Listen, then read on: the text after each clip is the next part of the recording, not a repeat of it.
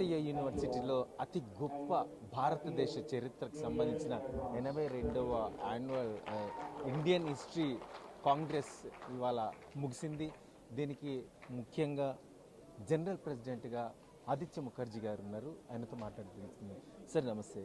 Sir, how these sessions was held and how many papers was came, how the dedicates are feel?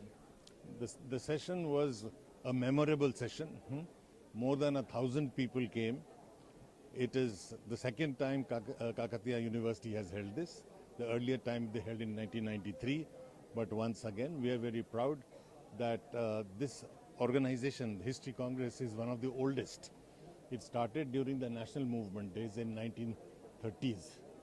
So it is oldest, the largest, and the most representative organization.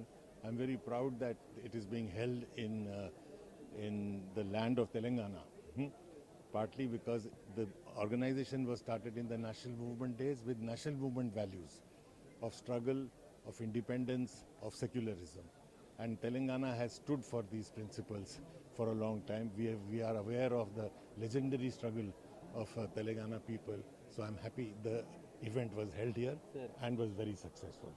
మనతో Kakatiya university VC గారు ఉన్నారు. Sir చెప్పండి, జరిగిన 3 రోజుల session కూడా ఎలా జరిగింది, ఎలాంటి కొత్తగా హిస్టరీ ఇక్కడ పేపర్స్ రిలీజ్ చేయడం జరిగింది, ఏం కనుక్కున్నారు, అందరు కూడా వచ్చిన వాళ్ళు ఎలా ఫీల్ అయ్యారు? దాదాపు 1500 పేపర్స్ సబ్మిట్ చేయడం జరిగింది.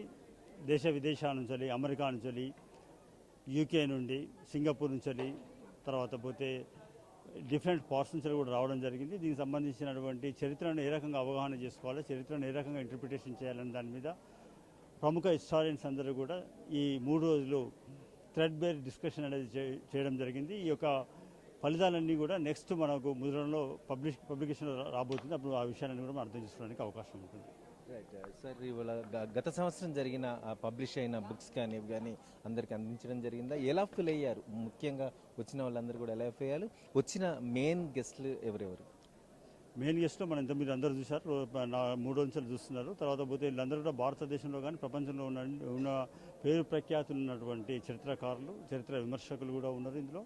అదే రకంగా లాస్ట్ టైం చెన్నైలో జరిగినటువంటి ఈ యొక్క పేపర్స్ ఏవైతే పరిశోధన పత్రాలన్నింటి కూడా ఒక ఉద్గ్రంథం లాగా తీసుకురావడం జరిగింది. దాన్ని ఆక్స్ఫర్డ్ ప్రింటింగ్ ప్రెస్ వాళ్ళు పబ్లిష్ చేశారు. అండ్ డిఫరెంట్ చరిత్రకు సంబంధించినటువంటి, ఆర్ట్కి సంబంధించి, కల్చరల్కి సంబంధించి, జెండర్కి సంబంధించి, మనకున్నటువంటి ప్రీవియస్ గ్లోరియస్ హిస్టరీకి సంబంధించిన దాని మీద కూడా పబ్లికేషన్ రావడం అనేది జరిగింది. ఇప్పుడు జరిగిన ఇండియన్ కాంగ్రెస్ మీట్ ఏదైతుందో ఏ విధంగా ఉపయోగపడుతుందని అనుకుంటున్నాను? ఇది మన భారతదేశ చరిత్రను అర్థం చేసుకోవడానికి బ్రహ్మాండంగా ఉపయోగపడుతుంది. ఒక భవిష్యత్తును రూపొందించుకోవాలంటే, భవిష్యత్తు అభివృద్ధి పదంలో పోవాలంటే మన చరిత్ర, మన మూలాలను గురించి మనము సవివరంగా అర్థం చేసుకోవాల్సినటువంటి అవసరం ఉంది. మనకు ఉన్నటువంటి ఒక గొప్ప చైతన్యం కలిగినటువంటి చరిత్ర భారతదేశానికి ఉంది. ప్రపంచానికి నాగరికత అందించినటువంటి చరిత్ర భారతదేశానికి ఉంది. భారతదేశంలో ఉన్నటువంటి సజీవమైనటువంటి నదులు, సారవంతమైన భూములు, ఖనిజ సంపద ఇవన్నీ కూడా క్రీస్తు పూర్వం నుంచి భారతదేశానికి అనేదానికి ఒక ప్రత్యేకమైన విశిష్టమైనటువంటి స్థానం ఉంది.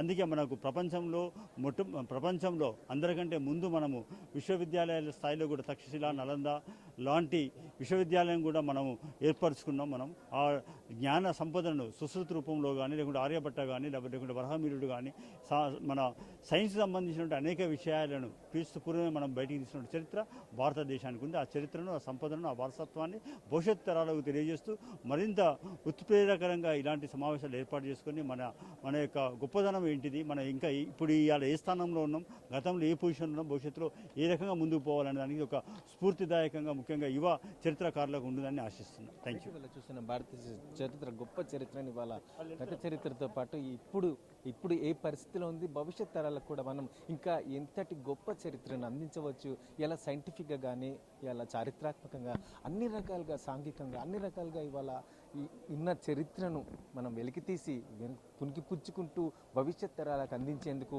ఇట్లాంటి ఇండియన్ హిస్టరీ కాంగ్రెస్ చాలా గొప్పగా దోహదపడుతుందని ఇక్కడికి వచ్చిన దేశ విదేశాలకి వెళ్ళి వచ్చిన డెలికేట్స్ కానీ వారు ప్రదర్శించిన వారి కొత్త హిస్టారికల్ విషయాలు, వాళ్ళ పేపర్ ప్రజెంటేషన్స్ చాలా ఉపయోగపడతాయి అని చెప్పేసి చాలా చక్కగా, గ్రేట్గా, గొప్పగా జరిగింది ఈ సదస్సు అనేది.